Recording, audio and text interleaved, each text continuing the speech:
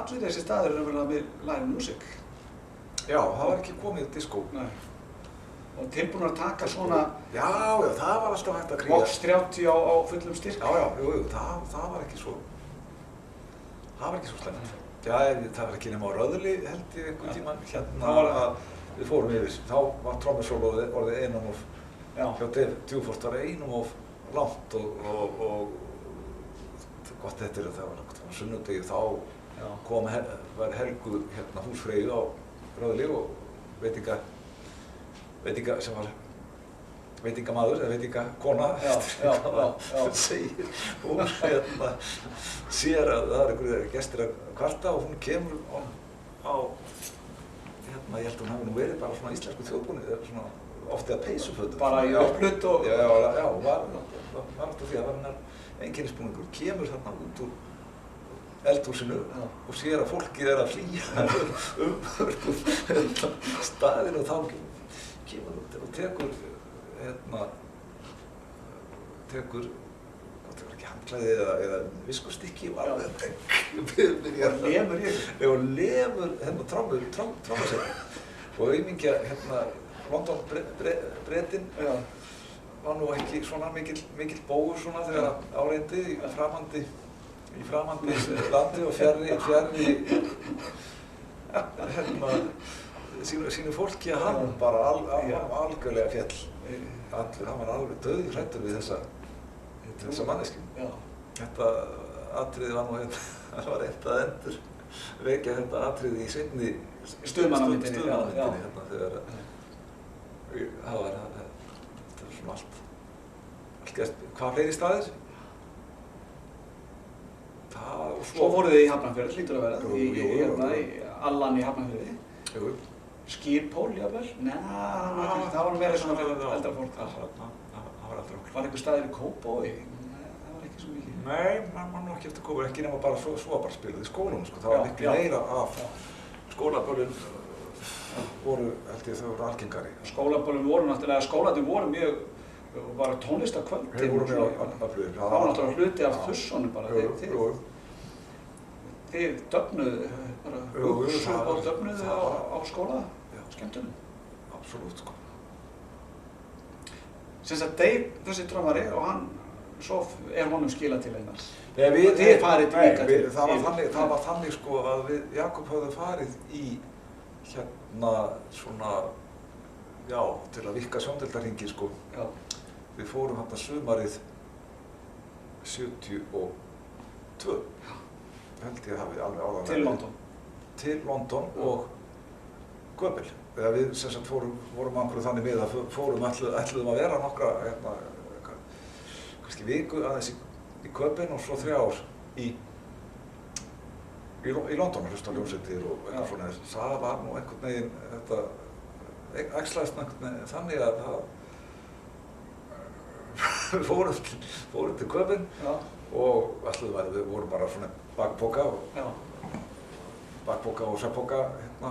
Já, þeir bara, já. Ferð og fórum út í hérna Kristjaníu og hittum það ægilega mikið af kunningjum af kunningjum okkar. Það var svo glatt á Hjalla þar að við vorum held í 3 vikur í Köben. Í Köben og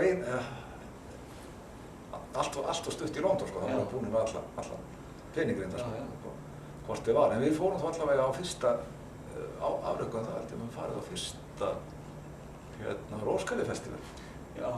Eða nei, sennilega já, eða fyrsta svona almennilega. Það hafði verið sko Róskarlifestival sko eitthvað pínu lítið í sniðu sko árið áður. Þetta var svona fyrsta sem voru einhverjar svona þetta var bara pingu lítið, þetta var svona hálfgerð Allavík sko. Já.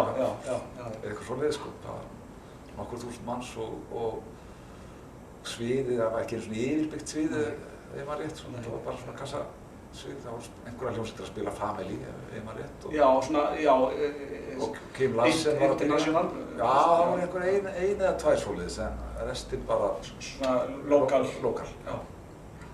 Og sáuð þið eitthvað? Já, svo bara í hérna, ekki fyrir að koma til London. Ekki til, já. Og þá Jú, við höfðum það nú, loksins að rífa okkur upp úr hérna,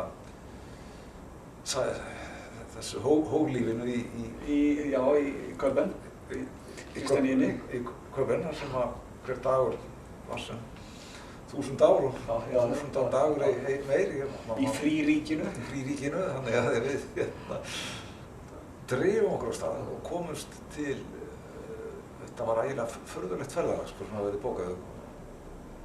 Þurftum að fara að taka lest til Hollands og þar með ferju yfir og svo lest upp til. Þannig að þetta hefur verið svona interrail síns tíma. Og interrail og þar fórum við náttúrulega beint í Marquis og þessa staði. Það var pílagrímsferð, sko, fyrst hvorugur okkar hafði farið þarna. Já, því að þetta var alveg, Fyrsta skipti í London. Og ekki, Jakob ekki heldur? Ég held ekki. Nei. Ég held ekki. Og ég hafði aldrei farið. Og þið voru bara tveir saman? Já, ég hafði aldrei hleypt heimdraðaranum. Nei, sko. Aldrei komið út fyrir landstæðinu? Þannig að við erum bara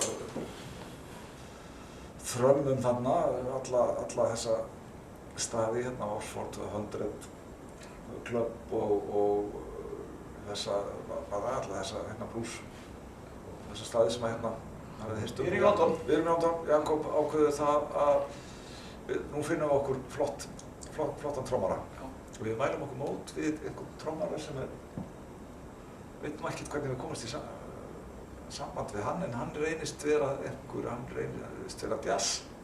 jazz-trommari og töluvert mikið eldri en við og eiginlega það fittar ekki, en gott við fáum ekki númerið hjá Dave Dufort sem við hittum og Dave þessi hafði nefnilega verið að spila með hljómsveitum sem að hérna við höfum verið að hlusta á heima, sko. Bæði hann hafði spilað með hérna hljómsveit East of Eden sem var svona töluvert svona rock band og svo hafði hann líka gefið út hérna plötu sem að við leiðið yfir að hlusta á hérna með Kevin Ayers og Mike Oldfield hafði verið þá í gítarleikari því bandi og það þótti okkur þannig að við fáum mannin bara umsamið og hann bara komið til landsins bara. Hvað var honum boðið? Gull og græni skóar?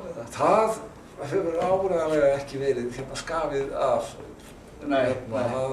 það draup smjör af hverju strái á Íslandi og hann var ekkert að spila hann akkurat á þessu, hann gefur spúsa hans konan hundasnirtir, það var nú ekki gott. Hundasnirtir? Já, ekki gott. Það var nú ekki verið mikið að gera í þeim? Nei, ekkert með hunda, það voru bannaðir hundar í London og við komum honum leigjum einhverja íbúð á Hjarðarhaganum einhvers staðar fyrir hann og holum honum það niður og hann náttúrulega algjörlega fær bara hann hafði þá ábyggilega lítið farið út fyrir sitt hverfi, lítið ferðast eitthvað Evrópu þó með tónleikaferðalögum, en hann var algjörlega funkeraði bara ekki, hann var eins og rótslítið blóm að taka hann þarna upp að taka hann, Clapham bara skildi bara ekki, eignaðist nánast enga tengdist ekkert hérna á Íslandi. En kom hundasnirtir með honum? Jú, hún kom með og hún hafar þetta hann var alveg og fungeraði ekki alveg sko hann var ekki alveg eins trommari eins og við kannski akkurat hefðum viljaði eða þurft þá hann með svona tvöfalt sko hann var eiginlega á leiðinni sko að vera það sem að lá fyrir honum var metal hann var metal svo var hann metal trommari ég sá hann hérna googlaði hann hérna einhvern tímann setna skoðaði ferilinn sko þá var hann í svona power metal sko, hann var með háum hælum og hérna tvöfalt sett, ég sett kom hann var með sem er díl sko, endorsement á þessum tíma? Díl, já, við Primera. Þannig að hann hefur verið svona alveg trommari? Hann var alveg trommari sko, en ég held að þetta hefði bara verið skelfilegt fyrir að hann hingað að fara að spila á Röðli og láta berja sig blötu handklæði. Ég held að hann hefði aldrei náð síðan aftur.